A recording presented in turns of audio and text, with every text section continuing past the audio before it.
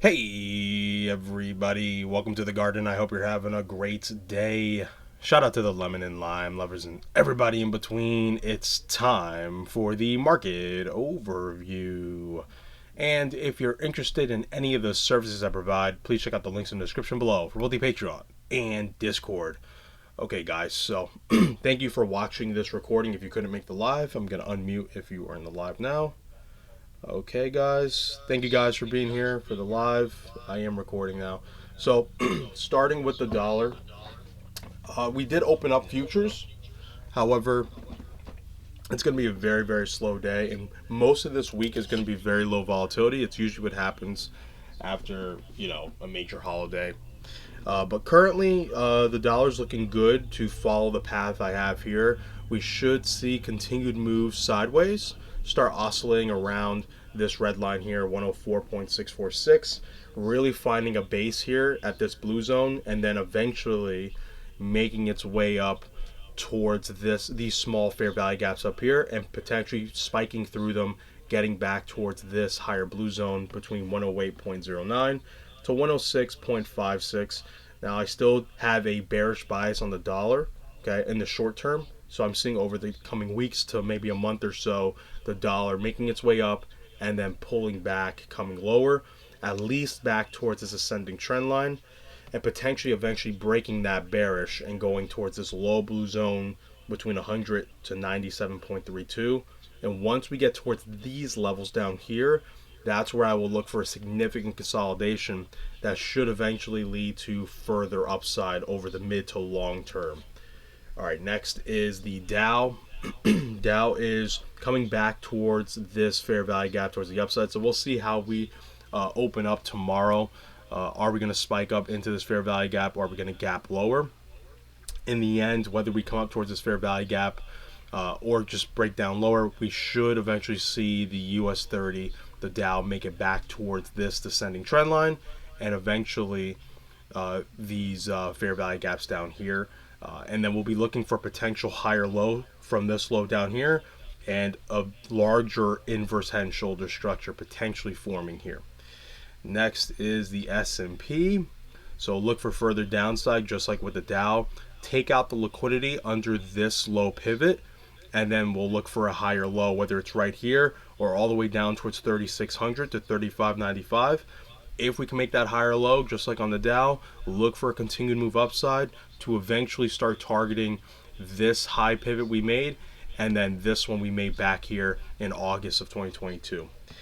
All right, and next is the NASDAQ back into the descending channel. I'm expecting this to come back towards the low that it made here in October, and then potentially even breaking past that and coming back towards its 2020 pivot high prior to the lockdown. So this is the only one, this and S&P, but NASDAQ far more, has much more room to reach this level.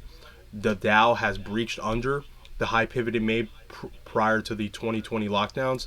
The S&P just wicked right above it. It got very close to the level.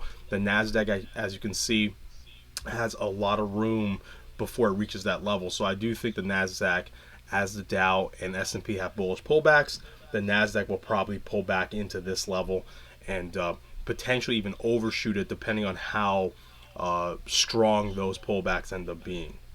All right, now let's take a look at the oil chart. There's going to be a very, very interesting chart. So oil to me is very bullish. Bounced off the low end of this macro bullish monthly structure, came into this bearish fair value gap, pretty much traded all the way through it, almost completely filled it after tapping this bullish fair value gap, and I see continued upside towards this fair value gap nearing 85 bucks, and then we should see a pullback after changing character, taking out this high pivot here, pullback, a bullish pullback, and then continuation as the winter months continue to get colder. And as you can see, if you've been paying attention to the news, it's been extremely bad for many places. I mean, you even have Austin, Texas, where it's snowing crazy. You're going to get it in Europe far worse as we go into January and February. There's going to be a huge spike in demand for oil, and the supply is not there. So watch for a gap up at some point back towards the hundreds and potentially even higher. And the reason why I'm so confident on this, outside of the weather, the rest of the world is underestimating the demand. The mainstream media is underestimating it. The retail traders who don't know what they're doing are underestimating it. They're not paying attention to what's really happening on a geopolitical level with Russia, China, and Germany. And Germany has absolutely crippled itself and the European Union, and you're going to have people actually freeze to death in a first world country. That's what's going to happen. So I'm telling you right now, watch for oil just to spike like crazy. Next is gold and silver. So gold, nice pull up, still trading within my rising wedge structure. Now, for a little bit, I was wondering if I was looking at a pennant. This is not a pennant, it's a rising wedge. So this is very likely to break bearish and come towards these fair value gaps down here. And even though after what the Bank of Japan did with their take on their yield rates, I do think gold is very bullish, like more bullish than I thought before, and I was very bullish on it. I still think a bullish pullback is likely. So I'm looking for, ideally, this median fair value gap right down here. But we may only get a pullback towards the top one here. But in the end, we should see continuation over the coming months towards 1900 and potentially all the way back towards 2000. And then I would look for a major pullback from there. Next is silver. Silver, same thing. Actually had a nice pull up back into these bearish fair value gaps. To me, silver actually looks stronger in the short term, but it should find some issues as it tries to tap past towards this level here, 24.32. So I would be looking for it to start failing there again if it should trade back up to those levels. Okay. And last but not least, let's take a quick look at Bitcoin. See what's going on today. So Bitcoin's currently still trading on the top side of this consolidation for the most part. So it's oscillating between the wicks here, but really respecting this consolidation we have here. And I do like this daily candle and this consolidation. Now, if Bitcoin can hold this sort of structure over the next couple of days going into next week, we should see that continuation in the short term to at least this level here at 17,277, so about 17.3. And then if we can get that continuation to the upside, look for the daily bearish fair value gap to be the ultimate target in the short term. So within December and January, we could see Bitcoin come back towards 18 and change, 18.5, 18.6. And then if we do have that short-term uptrend that we're seeing here hold, so from here to here, okay? So if we have price essentially do what I'm seeing is have a eventual pull up, then a pull back, and then a continuation, taking out the liquidity above this high pivot, trading into this fair value gap, then having a pullback. If we can hold this ascending trend line, look for a move back into the 20s and probably above this level here towards 22, 23.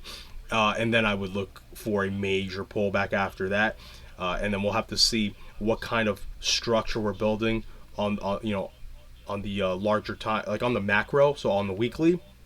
But it will start looking fairly bullish if we can start breaking past 23, 24, taking out this high pivot right here. Then we'll be looking for a bullish retracement back and ideally hold a higher level and continue that uptrend to eventually start attacking this imbalance. That was the goal of this whole consolidation over here. So let me just clean this up a little bit. So this whole consolidation right here, this whole thing right here back in June was pretty much being built to attack this imbalance. So all this huge sell-off, this was all being this whole consolidation was an attempt to get enough fuel to break up and grab the liquidity from this sell-off, but we failed due to FTX, and now we're going to try again. And the first imbalance we're going to try and attack is this one right here. We already started with this high pivot, and now we're going to try and make a continuation move higher by making this higher low. We'll see if we can get that continuation higher.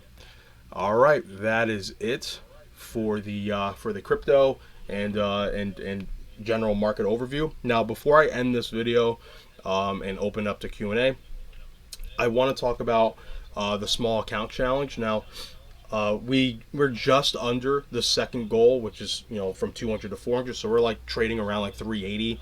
So we should get to 400 shortly. Now, if we do, then I'm looking to change the trading style like I did the first time around. So the first time around, I showed you, if you watched the last video I did about the small account challenge, showed you my strategy from taking $100 to $200, which was just a price action strategy. And then the second leg, which is what we're just about finishing, is the Ichimoku strategy from 200 to 400.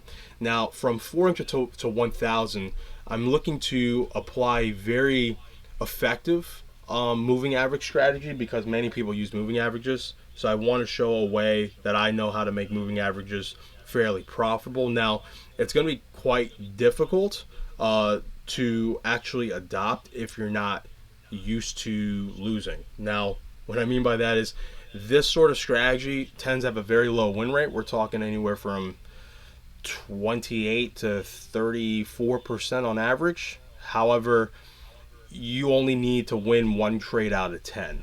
Okay, so that's the beauty of this strategy. So you have to be willing to lose often enough, but the winning will completely overshine the losing. And it's a very simple strategy, but it is quite taxing if you don't like to lose. And it's not a strategy I created. It's actually made by a guy that I actually like quite a bit. I've had the honor to talk to a couple times, Kwalmagi. So if you want to listen to him talk about it, he's on YouTube.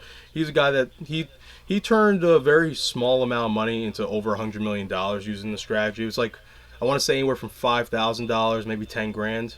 He turned it into like 80 million in 8 years using this simple strategy, though he mainly used it on stocks. And so it's going to translate better in the equity markets, but you can do it in crypto as well.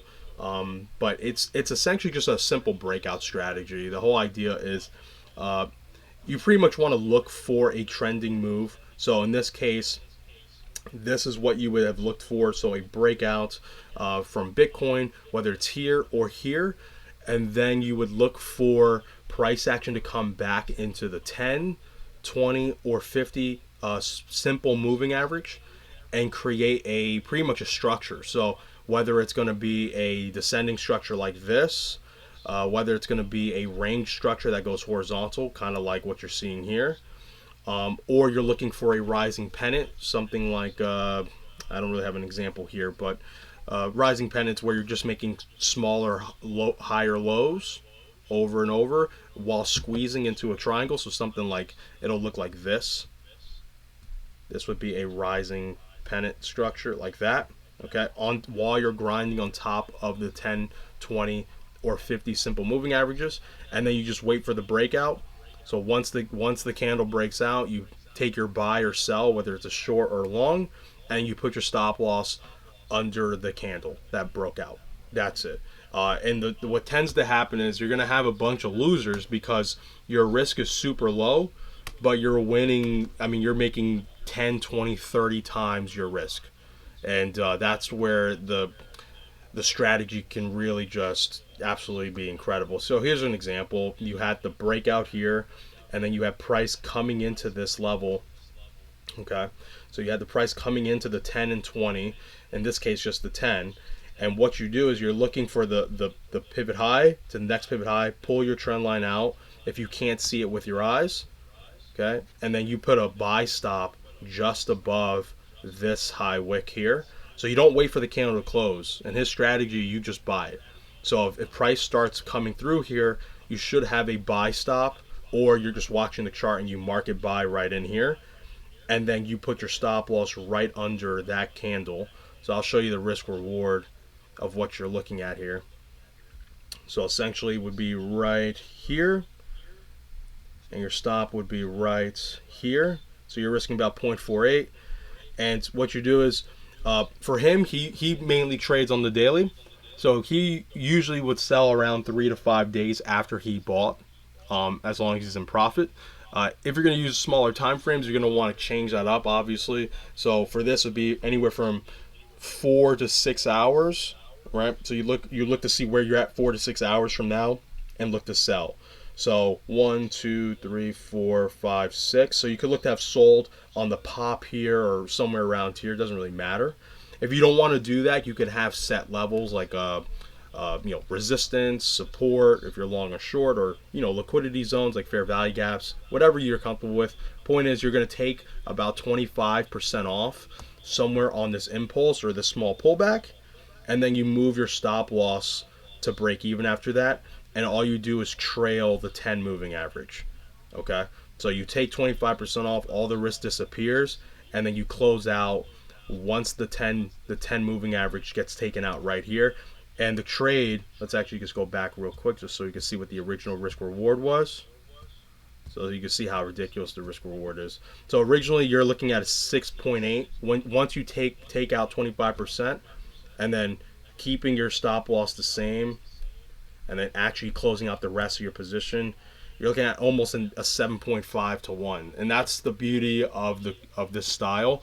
You'll get stopped out often enough because look how small your risk is. But when you're right, it completely blots out your losers, and it's very easy to make a lot of money with a little bit of money using this strategy. You just have to be fairly disciplined to stick with it because you'll have many losers in a row. But as long as you're not over leveraging or over using too much exposure from your principal, the losers shouldn't be too painful. So for this, I'm just going to do what I've done before. 10% of my overall balance. So in this case, should be around like $40 if I get to the 400 officially, and then I'll be risking anywhere from 1 to 2% of the $40. So that's about $4. $4 to about $8 per trade, because again it's 10%. Because even though I'm risking 1 to 2%, it's on 10x leverage. So it's about 10 to 20% off of $40. So about $4 to $8 before any fees, of course. So, and then the winners, I mean, obviously, this is about a 3.59, so about 36% winner. So that's pretty good odds, at least in my opinion. So I'm risking $48 to make about, I don't know, a little over, just under $200. Right. So that's the way I'm looking at it. Not well. You get the idea. All right. Well, that's it, everyone. That's it for the strategy. I'm just gonna end the video now. But you guys in the live room, if you have any questions about the strategy, I'll take that. I'll answer those for you. All right, everyone. Thank you for watching the VOD. If you didn't make the live, and remember, if you have any questions, make sure to ask me in the Discord. And always remember, be patient, be vigilant, and be nimble. I love you guys. Take care.